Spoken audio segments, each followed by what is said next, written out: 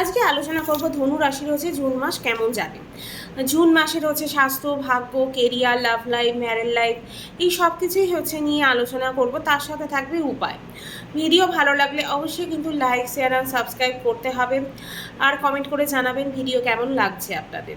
এবার জেনে নেব হচ্ছে আপনার ধনু রাশির হচ্ছে ছকে কে কোথায় গ্রহগুলো বসে আছে সেগুলো হচ্ছে আগে জেনে নেব। থার্ড হাউসে আপনার শনি বসে আছে, ফোর্থ হাউসে বসে আছে রাহু, আর হচ্ছে পঞ্চম হাউসে বসে আছে মঙ্গল, সিক্স হাউসে বসে আছে বৃহস্পতি, শুক্র, বুধ আর সূর্য, 10 হাউসে বসে আছে কেতুদেব।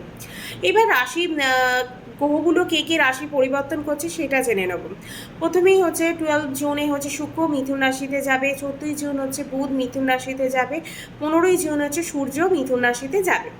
এই হচ্ছে তিনটে গ্রহ হচ্ছে রাশি পরিবর্তন করবে, আর কোনো গ্রহ কিন্তু রাশি পরিবর্তনের কোনো যোগ এই টাইমে নেই। এবার হচ্ছে জেনে নেবো স্বাস্থ্য কেমন যাবে। আপনার রাশি স্বামী হচ্ছে সিক্স হাউসে বসে আছে, বৃহস্পতি, শুক্র, বুধ, সূর্য একসাথে বসে আছে। তারপর হচ্ছে আমরা ফার্স্ট হাউস থেকে হচ্ছে স্বাস্থ্য বিচার করে থাকি। সিক্স হাউস কিন্তু মোটেই ভালো না, তাই হচ্ছে সিক্স হাউস খারাপ কিন্তু ঘর। বিদেশের গতিবিধি এই টাইমে বাড়তে পারে, হসপিটাল, ঋণ কাজের সাথে যারা যুক্ত তাদের জন্য ভালো, কিন্তু এই কাজগুলো করলে স্বাস্থ্যে কিন্তু একটু গন্ডগোল কিন্তু এই টাইমে হবে। ঋণ রোগ এই টাইমে কিন্তু দেখা যাচ্ছে, কেন সিক্স হাউস কিন্তু মোটেই ভালো না, এটা তিক ভাও বলা হয়। বৃহস্পতি এই টাইমে শত্রু ঘরে থাকছে, সিক্স হাউসে থাকবে, লোন কিন্তু নিলে এই টাইমে প্রবলেম হতে পারে। খাওয়া দাওয়ার কিন্তু প্রচণ্ড খেয়াল রাখতে হবে, কোথায় গেলে স্বাস্থ্যে কিন্তু প্রবলেম হওয়ার একটা চান্স দেখা যাচ্ছে। এইসবে একটু যাই হোক, ট্রাভেল করলে একটুখানি শরীরে খেয়াল রাখতে হবে, খাওয়া দাওয়াটা একটু কন্ট্রোল করতে হবে, নাহলে কিন্তু হেলথের কিন্তু সমস্যা এই টাইমে হতে পারে। এবার জেনে নেব পড়াশোনার ক্ষেত্রে কেমন যাবেন। পঞ্চম হাউস থেকে হচ্ছে আমরা পড়াশোনা দেখে থাকি, আমরা পঞ্চম হাউসের মালিক হচ্ছে মঙ্গল, সে নিজের ঘরেই বসে আছে, সুপার পাওয়ার এই টাইমে ক্রিয়েট করবে, কিন্তু মঙ্গল কিন্তু সেনাপতি, তাই এক্সাম বা কোনো গভর্নমেন্ট জব থাকলে গভর্নমেন্ট জবের জন্য এক্সাম দিচ্ছেন তার জন্য কিন্তু খুব ভালো। এই যে কোনো এক্সামের জন্য কিন্তু এই টাইমটা খুব ভালো, পড়াশোনা খুব ভালো যাবে এই টাইমে। তারপর হচ্ছে এবার জেনে নেব লাভ লাইফ কেমন যাবে। আমরা পঞ্চম হাউস থেকে হচ্ছে লাভ লাইফটাও দেখে থাকি। পঞ্চম হাউসের মালিক হচ্ছে মঙ্গল, নিজের ঘরেই বসে আছে, সামনের লোকটা আন্ডারস্ট্যান্ডিং একটু থাকবে না, সে সব ভালো যাবে, কিন্তু মঙ্গল বৃহস্পতি একবারও কানেকশান এই টাইমে বাড়াচ্ছে, তাই জন্য আপনি এক বলবেন সে আর এক বুঝবে, এক কথা বলবে অন্য কথা শুনবে, এরকম একটা থাকবে, একটু ঝগড়া এই টাইমে হওয়ার টেন্ডেন্সি দেখা যাচ্ছে। পঞ্চম হাউসে মঙ্গল কিন্তু খুব ভালো, কথা বন্ধ এই টাইমে হয়ে যেতে পারে, আবার কিন্তু হয়ে গেলেও কিন্তু আবার কিন্তু কথা শুরু হবে। যাদের ধরুন কথা বন্ধ হয়ে গেছে কিন্তু তাদের আবার কথা শুরু হবে নতুন করে। তারপর হচ্ছে ম্যারেড লাইফ কেমন যাবে। আমরা সেভেন্থ হাউস থেকে হচ্ছে ম্যারেড লাইফ দেখে থাকি। আমরা সেভেন্থ হাউসের মালিক হচ্ছে বুধ, এসে সিক্স হাউসে বসে আছে।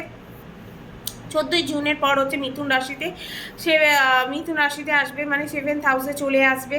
14ই জুনের আগে কিন্তু মোটেই ভালো যাবে না বিবাহিত জীবন, তার আগে কিন্তু খারাপ যাবে, কেন সিক্স হাউস কিন্তু মোটেই ভালো নয়, মোটেই ভালো ঘরে বসে না, এটা তিক ভাব বলা হয়। সেভেন্থ হাউসে যখনই আসবে কেন্দ্রে আসবে, তারপর হচ্ছে তারপর ভালো হবে, কিন্তু যখনই হচ্ছে আমার সেভেন্থ হাউসের মালিক হচ্ছে সিক্স হাউসে যায় তখনই কিন্তু একটু খেয়াল রাখতে হয়।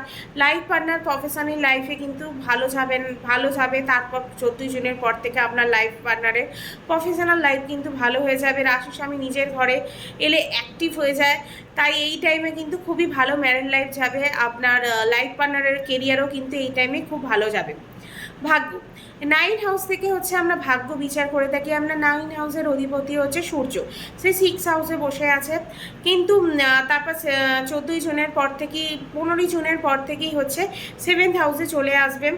তারপর কিন্তু আপনার ভাগ্য খুব ভালো হয়ে যাবে। শেয়ার মার্কেটে বা কোথাও কাজ স্টার্ট করতে চাইছেন বা শুভ কাজ করতে চাইছেন, সবই হচ্ছে 15ই জুনের পর করুন, অবশ্যই কিন্তু ভাগ্য সাথ দেবে, খুব ভালো কিন্তু এই টাইমে পর যাবে।